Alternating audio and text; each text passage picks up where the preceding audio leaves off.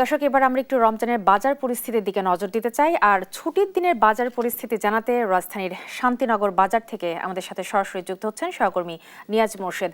নিয়াজ, বাজারের সবজি, মাছ, মাংস সহ রমজান কেন্দ্রিক পণ্যের দাম কেমন দেখছেন?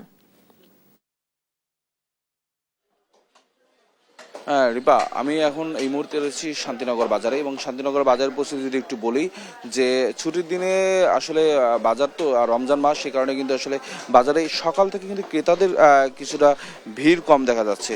তবে আমরা জিনিসপত্রের দাম যদি একটু বলি, সেক্ষেত্রে কিন্তু আসলে আপনার কিছুটা সহনীয় পর্যায়ে রয়েছে গেল সপ্তাহ থেকে। এবং আপনাকে যদি একটু বলি, আমি যে সবজির বাজারটাতে রয়েছি, সেই সবজির বাজারের কথা যদি একটু বলি যে এখন কিন্তু আপনার সবজি কিন্তু আপনার ফুলকপি যেটি আছে সেটি কিন্তু বিক্রি হচ্ছে প্রায় 30 থেকে 50 টাকার মধ্যে প্রকারভেদে, এবং আপনার করলা বিক্রি হচ্ছে 160 টাকা, এটার দাম এখনও বাড়তি রয়েছে।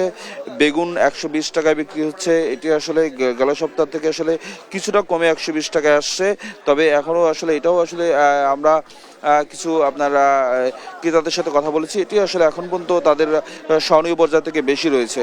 এবং শসা, যেটি আসলে রমজানে খুবই দরকার হয়, সেটি হলো আপনার 120 থেকে বেড়ে এই সপ্তাহে কিন্তু 150 টাকা হয়েছে, দেশি শসা সেটি। এবং তবে লাল শাকের দাম কিন্তু আসলে কমে 15 টাকায় আসছে। পালং শাক 15 টাকা দরে বিক্রি হচ্ছে, পুঁই শাক 30 টাকা দরে বিক্রি হচ্ছে, এবং টমেটো হলো আপনার 70 থেকে 80 টাকা দরে বিক্রি হচ্ছে। এবং যে মুরগি, আপনার ব্রয়লার যে মুরগিটা রয়েছে, সেটি কিন্তু আপনার 20 টাকা কমে কিন্তু সেটি আপনার প্রায় এখন 200 টাকা থেকে কমে কিন্তু প্রায় 180 টাকা বিক্রি হচ্ছে। এবং বাকি আসলে যে দামগুলো রয়েছে সেগুলো কিন্তু গেল সপ্তাহ থেকে মোটামুটি আসলে কিছুটা কমে আসছে এই সপ্তাহে। এই ছিল আমার কাছে সর্বশেষ তথ্য। রেবা।